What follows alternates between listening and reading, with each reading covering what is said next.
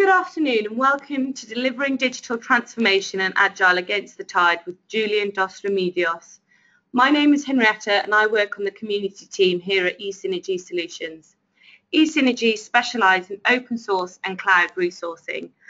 If you are looking for a new opportunity, we can help you find the right role tailored to your skills and experiences on either a contract or permanent basis. So please send over your updated CV. Should you be looking to build out your team, we can help you with hiring and attracting top talent. Alongside this, we can also help you with upskilling your employees around the latest open source and cloud technologies. Now, moving on to some housekeeping. If you have any questions for Julian, please fire them over via the question box throughout, and Julian will answer them at the end of his talk. We are recording the session and the slides and recordings will be made available and sent out to you tomorrow by email, along with my contact details. Now I'm going to pass you over to Julian to begin his talk.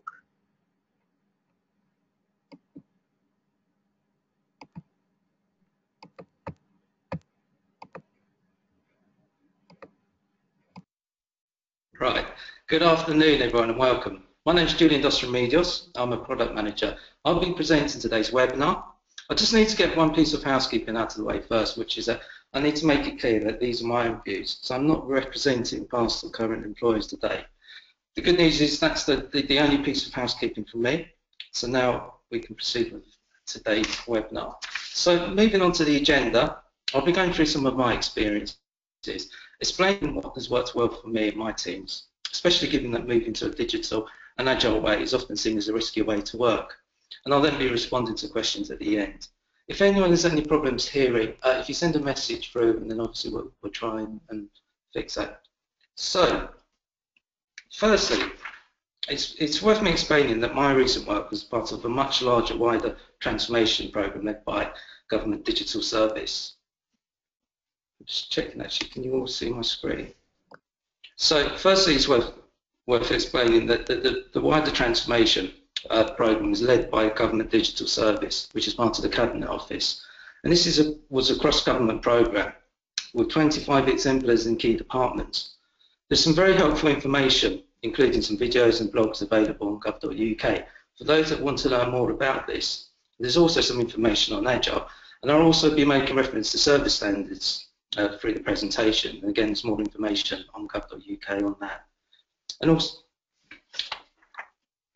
so moving on to what worked well for me at a macro level, getting the right buy-in was a really important and very effective thing that GDS did. So it was really important to make sure that the delivery teams had a clear mandate and they were given managerial cover and the support to move to this new way of working. It also allowed me within the team to avoid a lot of the process and the bureaucracy, and there was certainly encouraged delegation and more autonomy within the team. Secondly, GDS also had a clear strategy, so they were focusing on user needs and delivering digital by default. Whilst they were quite forceful at the start of that approach, which not everyone agreed with, I think it was the right approach as it avoided a further debate and then dilution of the objective of what they were trying to achieve. I think any other way might have led to delay and a loss of momentum. So building up the momentum and getting the right buy-in was really important at the start of this journey. They also made sure that there were mechanisms in place to support the transformation program. So things like service standard assessments, which ensured that the quality and consistency across all of the departments and the exemplars that they were leading on were in place. So the challenge for me then, at a delivery level, was to build a service and its products from scratch very quickly. In my case, this was in less than 12 months. At the same time, there were a wide range of risks that had to be effectively managed. And to add to this, there was some concern that Agile and in-house development was a more risky approach. So a key part of this presentation is to explain to you how we were able to overcome some of those concerns and the resistance of using Agile. And much of this was done through the actual delivery. So both the pace and the quality of the work that we were delivering was exceeding expectations. So that was really important, again, to all of our stakeholders to see tangible delivery and transformation.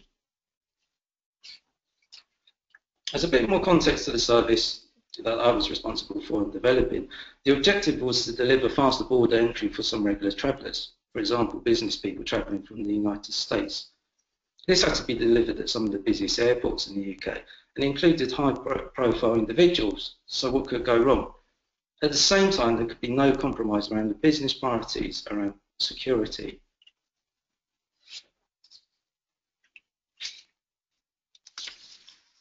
So focus on that Agile. Just bear with me a second.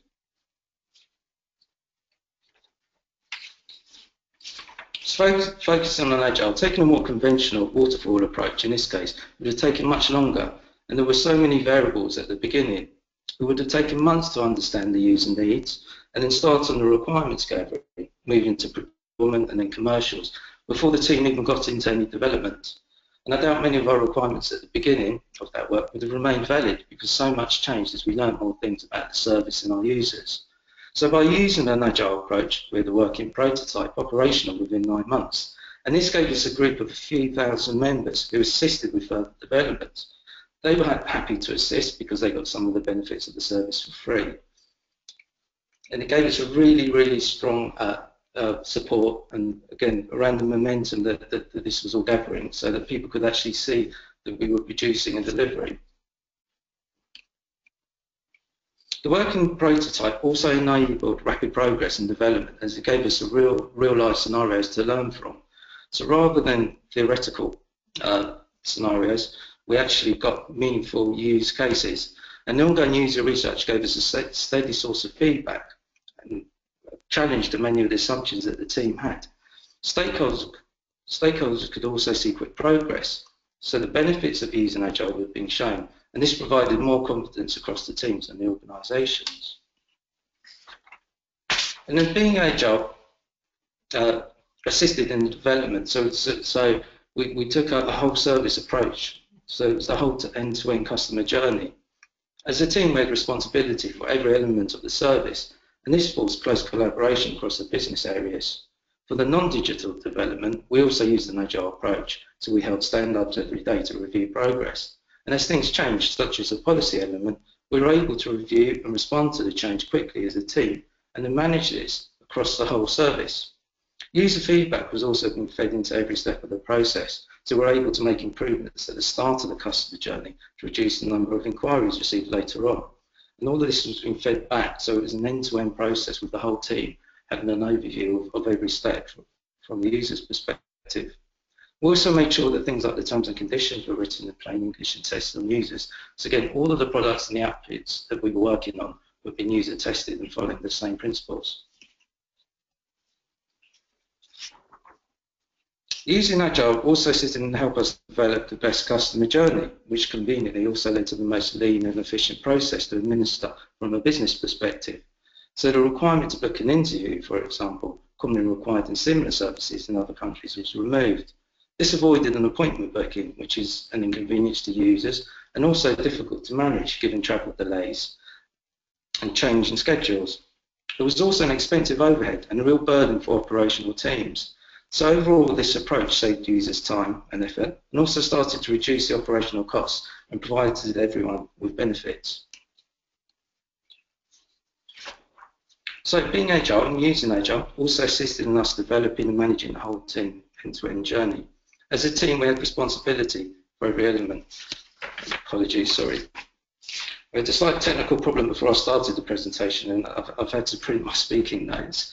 So, sorry, the next slide is by being a more efficient service for users and the business case and overall benefits were strengthened. And this really helped us in getting significant buy-in from other areas of the organisation, such as the operational teams who might have previously seen this really more as a headquarters initiative.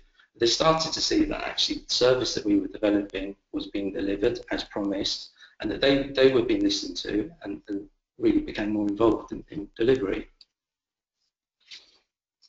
We're also able to develop the caseworking system in-house, which then we built around the lean process. So we did this the right way around, rather than trying to fit processes into the technology. And bringing the business into the development also helped with this buy-in, as things like the caseworking system became their product. This was very different to previous developments, where there would be traditional process mapping and requirements gathering. And at the beginning of the work, and then quite often the teams, and certainly my experience, may not see anything produced for months, sometimes even years, and they often only then got to see this at the stage of user acceptance testing, when actually there's limited scope, probably because there's been some delays, there's been some cost overruns. So then there isn't much scope for changes to be made. So then the technology is imposed on the business, and a lot of the support and buy-in is lost. So taking an agile approach, we were able to actually step by step take the business through the development. They were able to see, as we were releasing, often on a weekly basis, and we were able to add functionality onto the systems as we went along. So the development was done in incremental steps. The whole service approach also worked well as the business areas such as the caseworking team got to input into important parts of delivering the change, such as the business change implementation at the ports at an operational level.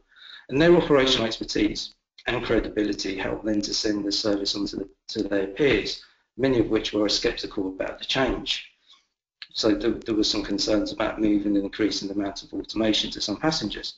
But by having this team lead on the implementation, the fact that they had more confidence in the technology that was being used to deliver this, and that they were sighted on the whole end-to-end journey and got to input into the development, they were able to win over those skeptics and actually build up more confidence again within the organisation that this was a transformation piece which was focused on understanding users, and users being both from a customer point of view but also internal users. As part of our development, we followed this life cycle, and each stage we underwent an assessment to show that we were meeting the required standards. At the assessments, as a team, we had to provide evidence to show that we were doing a range of things, including user testing and security accreditation. And at each stage, these would take up to 4 hours.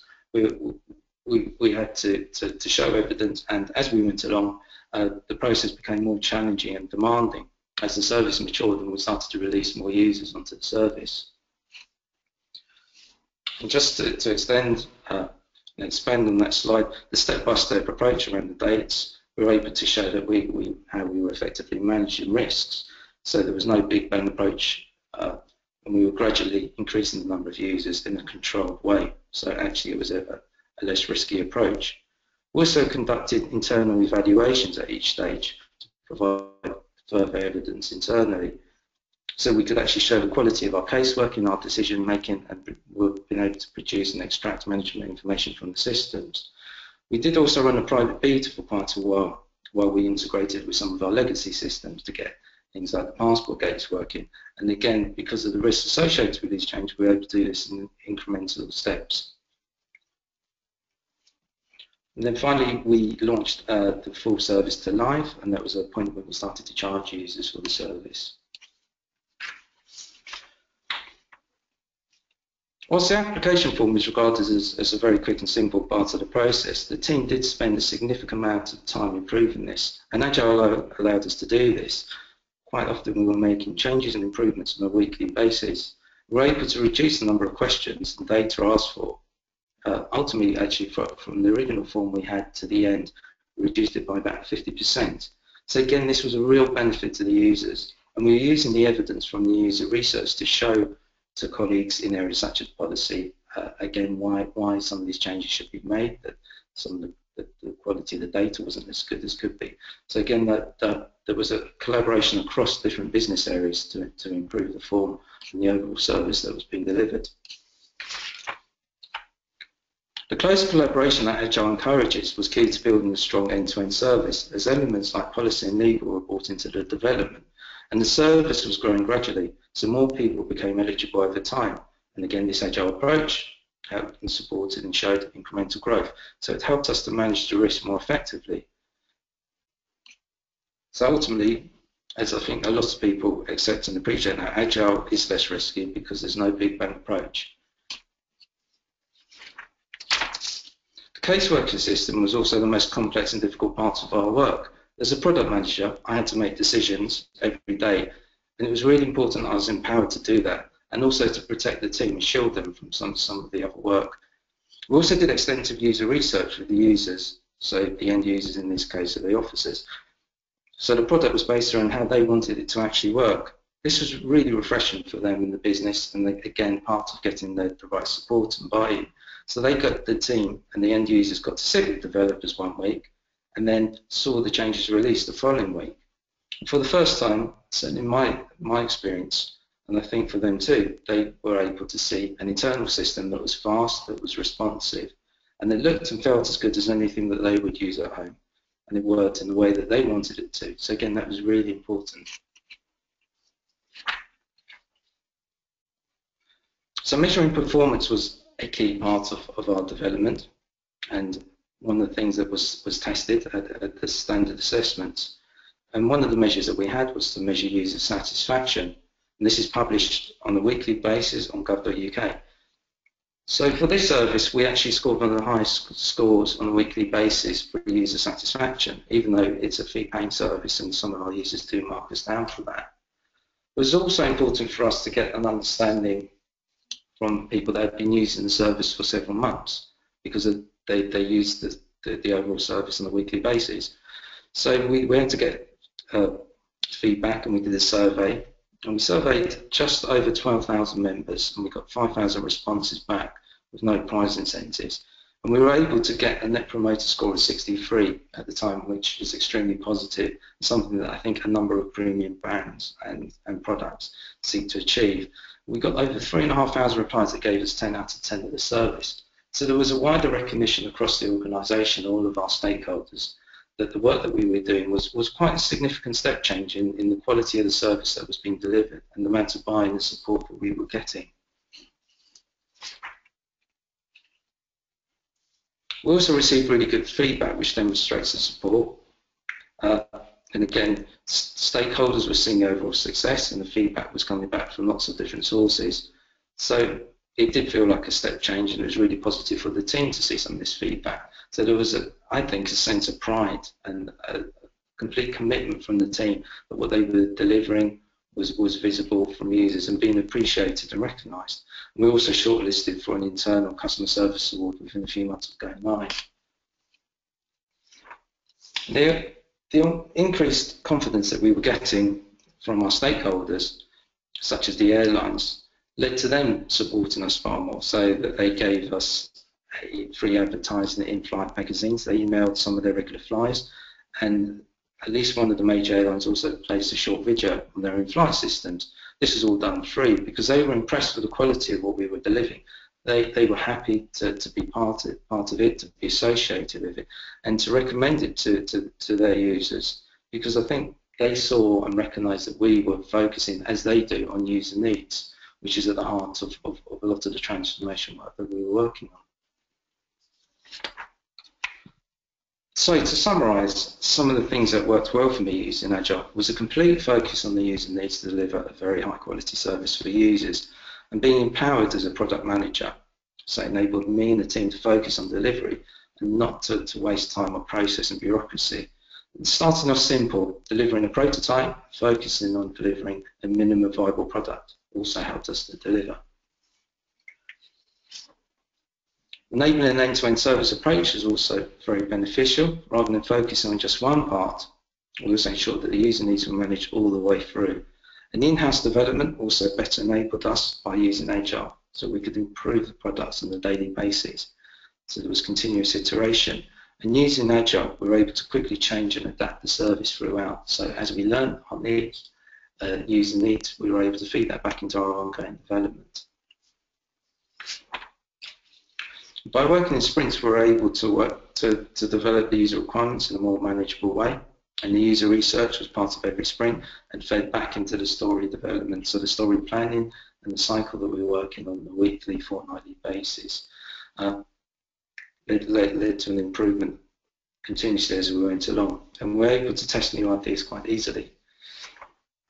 So by using spikes, the team were able to test new ideas in a cost-effective, safe and quick way. So it was low risk. We also used hack days, for example, to test the technology that we were using. So then this led to a change in some of the technology which saved development time. And once the products and the team had matured sufficiently, we then moved to a Kanban approach, which was more appropriate at that stage.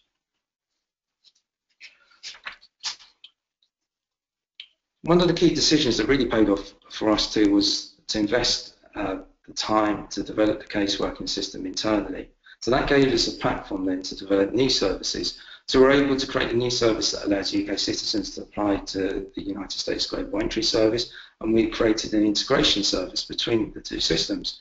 We also created a new service for Gulf states, which will be expanded later this year, shortly. Recently went live in Kuwait, and these services also generate income and provide wider benefits. So the Agile approach not only allowed us to deliver our primary objective and the initial service, but then we were actually able to surpass that and keep building on that success. So we were able to launch new services and provide greater benefits both for users and the organisation. Just some of the recent work. So the launch of the Global Entry work made the national press. That was just before Christmas. And the US ambassador to the UK launched the Global Entry service at the London Stock Exchange. And the overseas work, particularly on the electronic visa waivers, which went live in Kuwait recently. We learned an awful lot from that work around translation and localising the forms too. So that one of the things that we developed was a dynamic form so that we're able to adapt it for each individual country and a different set of user needs. So again, that was a really, really beneficial and significant change for lots of the users. So we were showing that we were far more flexible around meeting user needs. So lastly, I think it's worth pointing out that Agile is not a silver bullet. It's definitely not a process. It also has to be applied to lots of other best practice, such as good and effective stakeholder management. And I think Agile encourages and enables that. And in large organisations, things like governance and business case development still need to be adapted to fit to this new way of working. And as a product manager, stroke service manager, you have to put the service and the users and your team first. And sometimes that may make you unpopular, but I think the only way to deliver effectively is to make sure that as a team, what we're focusing on is prioritised and protected. Right, so we're just going to take questions. I just need to start to coordinate those. So if you bear with me a minute, please.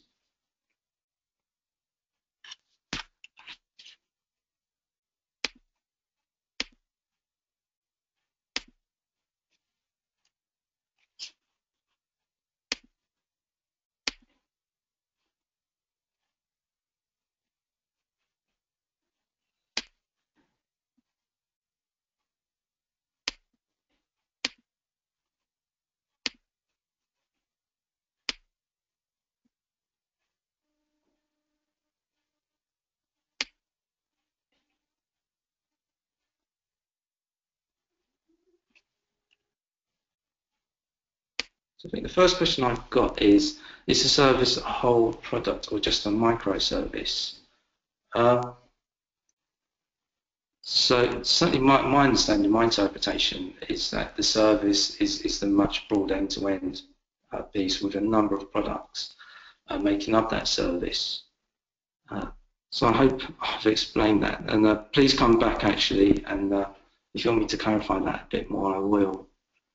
The second question I've got was, how big was your team? So initially we started off with quite a small team, so it varied with some of the different roles of bringing in content, and the user research team expanded at different times. So originally the core team was about 12, and by the time we actually ended up with the whole 3 services running and the ongoing development and expansion, there was a team of about 50, including the caseworkers. So that became really at a program level quite difficult to manage. So again, we were trying to split that, and one of the effective ways we did was there was more of a delegation to more product managers in the team. So another question is, the timeline was 18 months. Does that mean you delivered within 6 months? Like, no, not at all. So I think within the organisation there was certainly recognition that we had to deliver something and have the service up and running as quickly as possible. So the initial 12 months, and we actually had something operational within 9 months, and a few thousand users was part of I think the expectations of the senior stakeholders, so that there was a service operational, it was up and running, and then we were able to keep building on that. And because of the risk, there wasn't any appetite within the organisation to have a full big bang service with tens of thousands of users by the end of 12 months. So again, it was a gradual step-by-step control change. We could have probably increased the pace of that. And again, there was a number of things that we did as we developed the service into live, so that having things like the integration of the legacy systems, we could have launched a service without that, but it would have been a less attractive proposition. It wouldn't have been the ideal product that we wanted to release. So there was a kind of trade-off with the quality of the whole full service. So the next question is, did I experience any resistance to Agile? I just need to expand the column so that I get the full question. Bear with me again.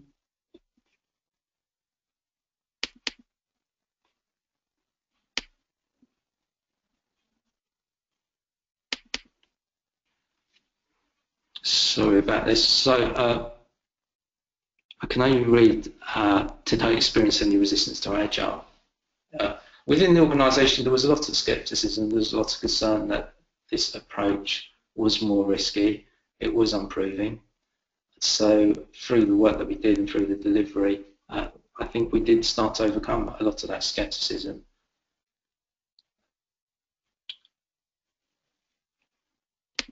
Again, the next question is around how often were the sprints? So we started to work in the fortnightly sprints as we went along. And then as we moved to Kanban, we were feeding the work in continuously. Fortnightly sprints felt about right. A lot of the planning and the story development was quite intensive, particularly at the beginning.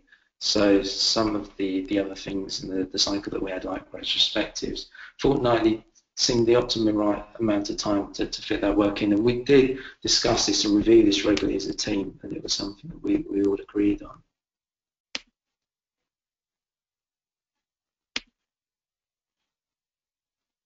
Right, sorry. So the next question was about the point about the title of the presentation. So being against the tide and how the tide was experienced and how we dealt with it. So I think in big departments there's a resistance to change and a new way of working.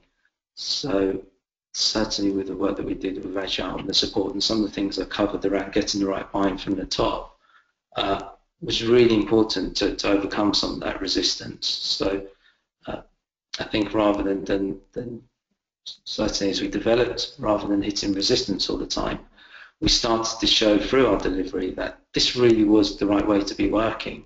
So I'd like to think that we did change the tide, and I think that the success across departments and government, there's a recognition that digital and Agile is the way to work now, is really important. The next question is, how did we measure the user satisfaction? So that was something that we developed in conjunction with GDS, so it's a very simple form. At the end, when we first had our alpha stage, we did have our own bespoke form. So there's lots of different options you can use. The user satisfaction survey, the quantitative one that we did, the qualitative survey, we did use a product. I won't name that now, so probably it's best if I take your details, or you get in touch with Synergy, and I'll give you a bit more information about that offline. Next it's clear the project was very successful, but projects are rarely perfect. What lessons did you learn? What would you do differently next time? It's a really good question. I suppose in many ways, just the fact that we recognise it would never be perfect kind of answers the fact, well, what would we do differently? I really would say, actually, we did the best that we could at the time. We learned as we went along. The building of the team was really important. Building up capability within the team and the organisation was really important. So I wouldn't really do anything differently. I think we're all very proud of what we did. Hindsight's a great thing, but I don't think we'd really dwell on that. Next question was Agile way of working new to the project team and stakeholders, being a government project, and what are some of the challenges you faced? So there was a huge range of things. So the technology was new, things like environments. We hadn't done things like, had roles like DevOps, so we had to set up a whole infrastructure from scratch. The whole way of working in Agile was different. The way that the team was slightly kind of disruptive, having the right tools and things like a wall in place, the right tools for the user researchers to use and do their testing, the different products to organise the development of the stories. So there was a really wide range of challenges. I think the good news is because of the work of the exemplars and the expertise across government that's been developed and the capabilities, a lot of that becomes easier and easier as we go along. I think the next, sorry, there was a thank you or a comment, thank you very much for that. Next question is, where do you think will be the next big Agile adoption? I certainly see this spreading across government, and we're seeing this more in local authorities too, and I think recently they've adopted the service standards. So it's probably not a question that I can answer beyond government, and my experience is certainly Agile is embedded now in most of the delivery.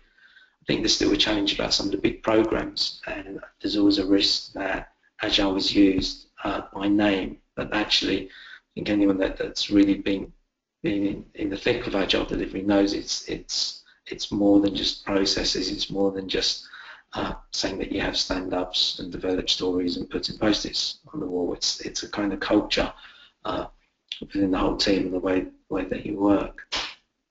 So I think part of it too is almost actually across different business areas. So one of the things that we did and was very successful was we took our user researcher and lent them out to some of the other teams, things more traditional customer service work. So the development of the passport gates and the guidance that goes with that, we user research that. So again, the scope for this approach to fit into a whole range of delivery products.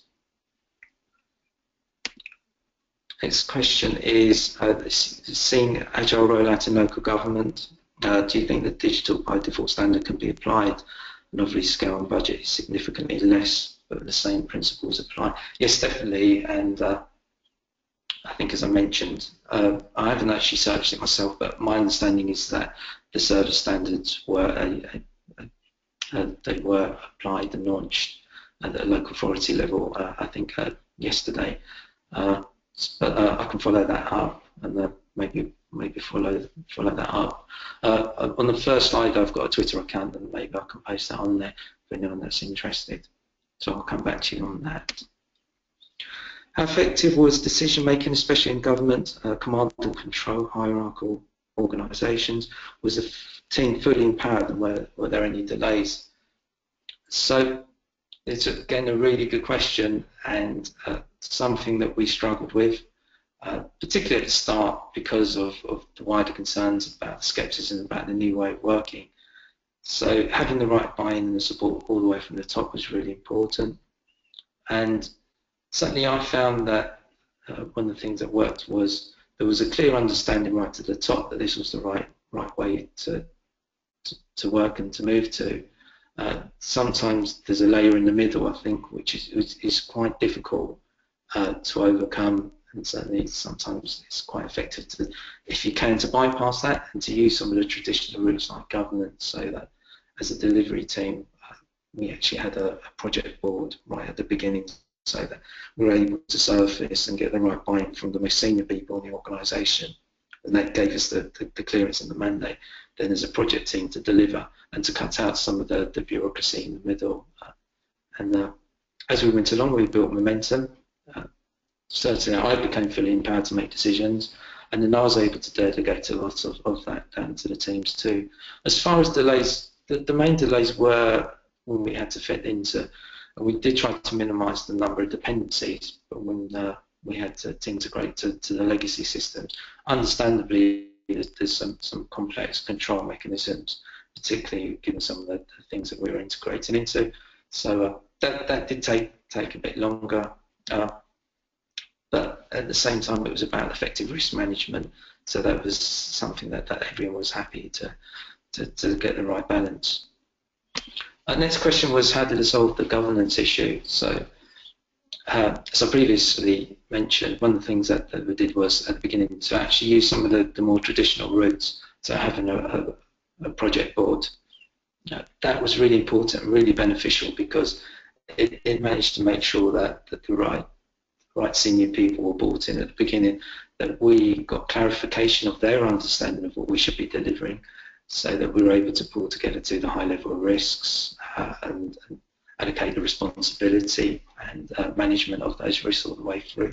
So as we went through the kind of agile development, there were some elements of more traditional governance that I was using and I still found quite effective managing risks, and elements of planning and some of the other products that people generally use.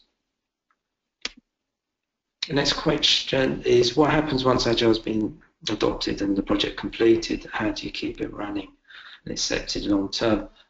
That's something I don't think we've quite answered yet. So the service is still in being run as an Agile team, and I think that's really important around the continuous improvement and the focus on user needs. So we haven't actually got to a point where there's been a kind of business as usual handover, and there's a bigger conversation across the organisation and a number of departments about actually the best way to do that. So there was a view previously that maybe we'd have a kind of service optimisation team, but again, that maybe we're a bit too removed from the business and linking it back to the user needs. So at the moment, the team, particularly on the first product, has been downsized, but there's still a team in place, and there's still a lot of the Agile principles being applied, and there's user testing and there's continuous improvement. And I'd like to think in many ways that actually that just remains ongoing, and I think that becomes almost the kind of business as usual approach. I think if the management and support of the service gets put in with a whole range of other services, I think it'll be difficult to make sure that it's protected and that each of those different services' priorities are focused on and given enough attention. So some of it is around responsibility and accountability. This question is the Agile team cross-functional or front-end and back-end service or different team? So it was a single team and that worked well. We did sometimes switch some of the developers and some of the different roles to focus on different parts of the front-end and the back-end. But as part of that whole end-to-end piece, it was important to make sure that everyone was seeing the whole, all of the products. And also there was an upskilling and the knowledge transfer across that too. And as the team built up too, we were bringing more people in and making sure that they were pairing and understanding all the different pieces of technology, that everyone had an overview. Next one, is it possible to develop technical business solutions using a combination of both user stories and use cases?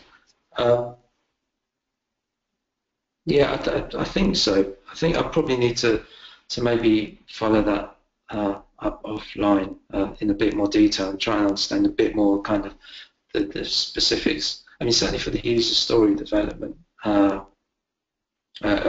think I won't try and answer that now. I think I'll follow that up with you separately. Next question was, what would be the biggest lesson learned through the whole process? That's a really difficult one to answer. It's all of the, I suppose, experience, both for me and the team and the organisation as we go through. I think part of the Agile approach is that we're learning continuously, and that's really powerful and really helpful, both around our users, around our own capabilities, around our own limitations.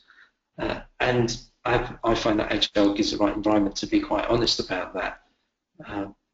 So yeah, I mean, the biggest lesson, certainly for me, there was an element that actually the quality and the pace of delivery could exceed expectations, in that after years and years of probably slightly constrained and disappointing delivery, this new approach, working as a combination of broader context of digital and agile really showed, and some of the feedback we had from all of our kind of stakeholders then users was that we could deliver really high quality good services. So it's almost, actually it was achievable. Next question is, did it come into conflict with existing security protocols, and how did you overcome this? I suppose, well, if you're talking about technical security protocols, no, not really. I think that was very supportive. We tapped into lots of expertise across government, which was really beneficial. We had to do an awful lot of learning around our environment and the most secure way to manage different elements, particularly of the back office systems.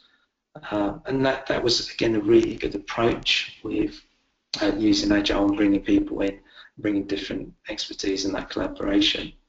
There's a shared focus across the teams, and that was really beneficial. Next question was, what Agile training did the team receive up front? Not much, actually. So we did use some external resources that had experience in Agile at the beginning, and as the team, the capabilities improved, and I think some of this is at department level, that's been improved, and there's more formal process, and there's lots of different training courses now supported within the organisation. Certainly when we started, there was a lot of kind of learning on the job. I didn't actually ever receive any formal training, which was something that by the time that became available, actually there was a recognition that I really wouldn't benefit, because we were kind of living and breathing it on a daily basis. So I'm because I haven't experienced a lot of the training, so I'm probably not the best person to comment about maybe how beneficial it would be. I think there's different skills across the team, and certainly things like the story development, I had quite a strong reliance on the business analysts in the team, and then there's lots of different skill sets and the different roles around testing, etc. So I think there's lots of kind of parts, but more on the kind of the standard Agile training. We had a delivery manager too, and we made sure that they had the right support and training. Next question, what happens after 2020 when theoretically all services have been made digital and there's no more transformations to do? I don't think that will ever be the case. I think if there's a lesson from all this work is there's continuous improvement. The landscape will always change. Digital technology will change. Our user needs will change. So that I certainly don't think there's any end to this work. Whether it's called something different in 2020, we'll wait and see. But I think the pace of change is rapid now, both in the technology and the way that we work and what we're learning, and also our user expectations too, which is really important, and how we deliver services in the broadest context. This question was, how was the decision made to develop the case management capability in-house? There's lots of open source options out there, probably other products already used, and was it a cost-effective way to develop that service? So it's worth adding, sorry, that we did use open source, so that formed the basis of the way that we worked. The decision to move and develop the case management system in-house was a difficult one, and it was one that wasn't very well supported at the beginning, because understandably there wasn't much of an appetite to have local services developed. But given the service that we were developing, we did quite a detailed analysis of some of the off-the-shelf products, but really it came down to cost to licensing, and the element of bespoking that was required was one of the main factors, which then led us to a conclusion. And this was done across not just the team, then we actually did a consultation and put the decision across a wide range of business areas to make sure we were doing the right thing. And the analysis and the outcome was, the recommendation was that given our specific requirements for that service, developing this in-house was the best one. As I mentioned in the presentation too, then that really did pay off longer term, because it ended up being actually a very strategic choice, because we're able to build a number of other services off the back of that. So actually our business case, the original business case, the net present value that we were supposed to deliver, was almost tripled over the coming 5 years because we invested in that platform.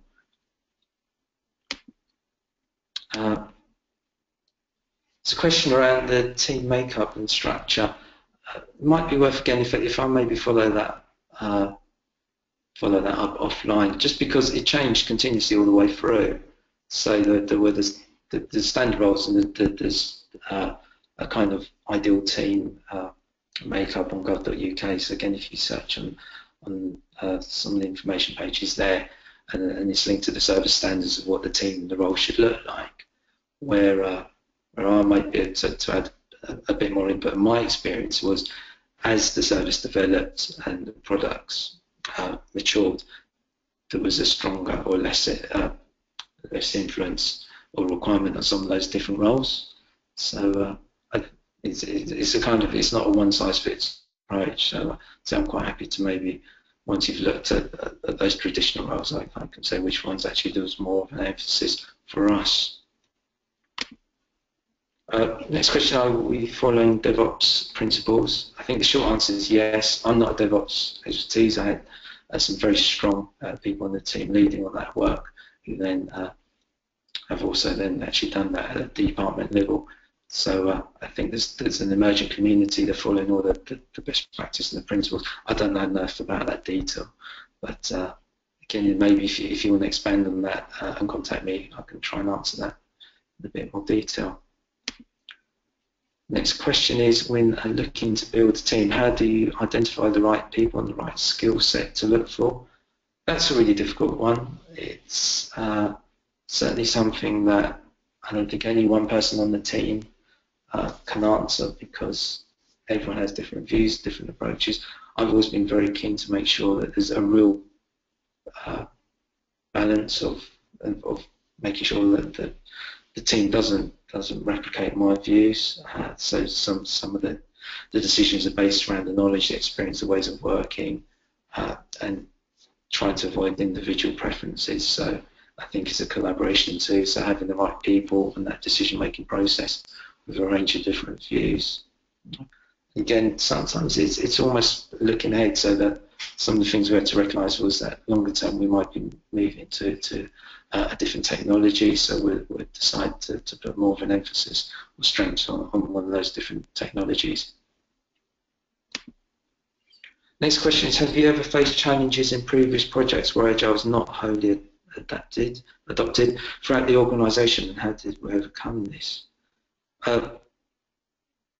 So I've worked on lots of programs and projects before, a more waterfall approach, and certainly my experience hasn't been great in some of those. It's fine for infrastructure, it's things like an accommodation project that I delivered. So challenges in previous projects where I was not wholly adapted. No, I suppose in summary from my experience, because I think as effectively a kind of practitioner and someone who's experienced now works on exemplars, I think you have to do Agile properly. So certainly one of the slides I had was a piece around not compromising, making sure that if you're going to do Agile, you do it properly. I don't think it's appropriate for me to comment around other projects, and it's too early on some of those where I think it is an ongoing risk that some teams may not adopt Agile properly, maybe saying it by name. And how to overcome that? Again, I think some of this is, it's not quite governance, but it's making sure that the right people and things like standard assessments are challenging, and making sure that the quality is in place. So I think it's certainly something that some of the key stakeholders and the sponsors have to be mindful of too, and to help manage. Okay, I think that seems to be the last question that I've got. So let me just make sure.